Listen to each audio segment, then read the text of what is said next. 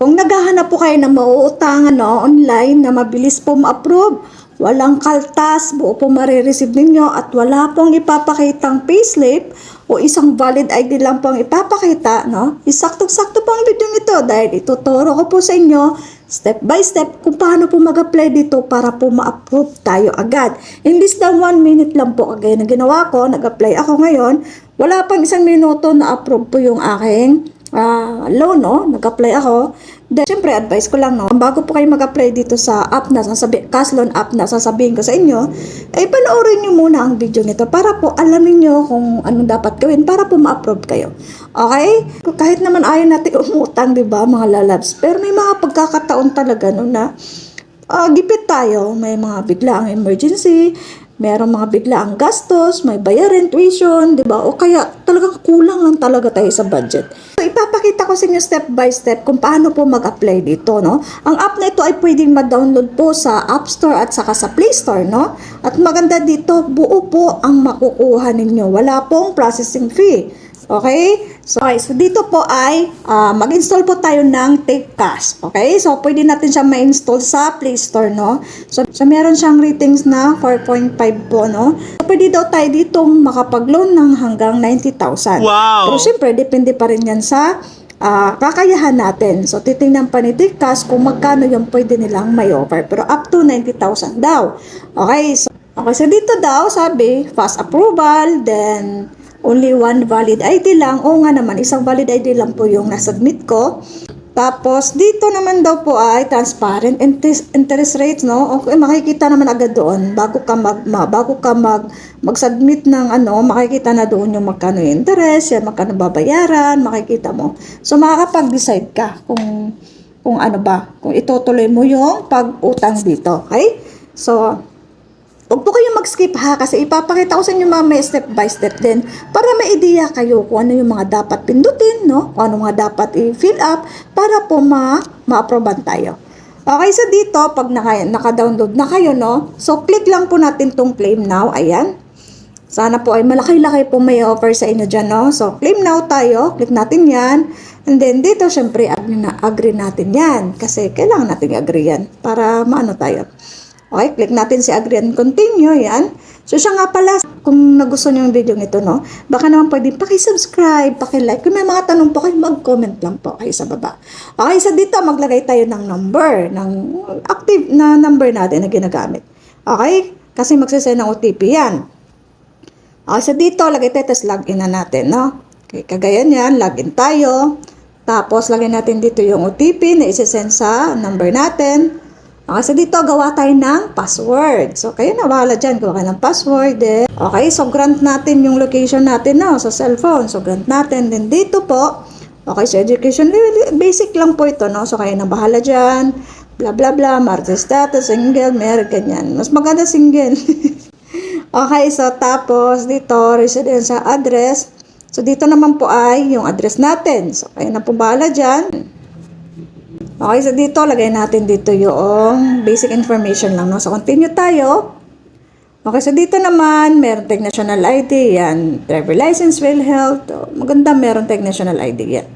Pili kayo dyan, nyo, tapos picturean ninyo, Kayo nang bahala dyan. Yung maganda-ganda pagka-picture.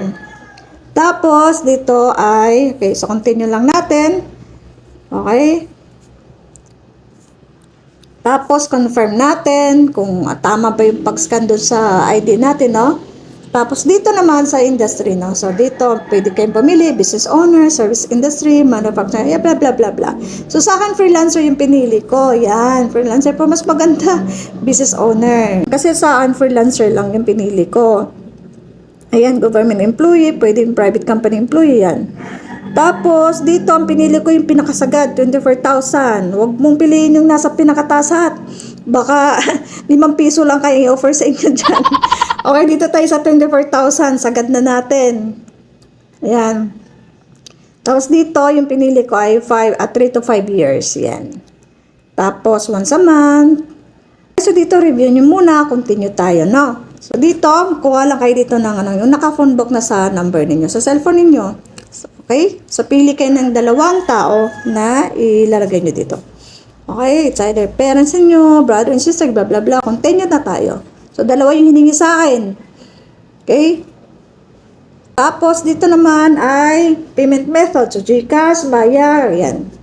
Sa e-wallet tayo, wag na bank ha. E-wallet lang, mas maganda sa e-wallet. Tapos, GCash, and submit na natin. Okay? So, tapos dito, face recognition. Yan, pa-picture tayo.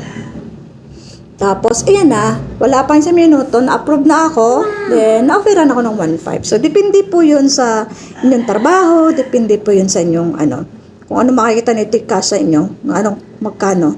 Basta hanggang 90,000 daw yung pwede may offer sa inyo. Charot. Pero 1.5 lang na offer sa akin. Okay, so, click natin ang borrow now kung gusto natin utangin yan, no? Kasi hindi yan direktang mapunta dun sa ating GCash. Kailangan pa natin siyang titingnan natin kung magkano yung mga interest. Ayan. Kung ilang buwan. Ayan. Okay, so borrow now tayo. So click natin yung borrow now. No? Tapos dito, lagay ko, halimbawa, 1.5 yung maximum. So, pwede natin click 1,000, 1.5 yan. Sa akin, 1,000 lang. Dito, makikita nyo dito, no, na buo yung marireceive nyo sa GCash. Ayan po, principal amount, 1,000, then amount received, 1,000. Then, walang kaltas. In fairness, wow. Kaysa compare mo sa iba na ang laki ng kaltas. 1,000 ang utangin mo, ang kaltas niyan, processing fee, kalahati din. Diyos ko po, 500 na lang matatanggap mo sa GCash. Diyos ko po. Okay, so dito sabi, long duration daw ay 100 days or 3 months, no? Okay? 3 months daw dito. Okay, so titingnan natin dito, no? Repayment plan, okay? So, first installment na bayad, no? So, ano ngayon? January 3, no? So, ang una natin babayaran, January 10. So, 7 days lang. O, January 10 daw. Sabi dito, 100 days. So, 3 months, no? Parang ano to, Okay, so 7 days lang, kailangan magbayad na tayo ng 1,050. So may interest na ng 50 pesos, no?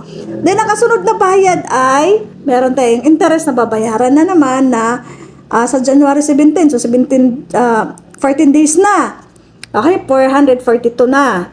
Magiging 3 months siya kasi yung 8 pesos na babayaran natin na remaining ay sa April na. Okay, so ang kabuuan po niya na interest sa 1,000 ay 500. Okay? Kasi 1,050, 442 plus 8. So, 500 ang kabuong bayad, ang niya, interest. No?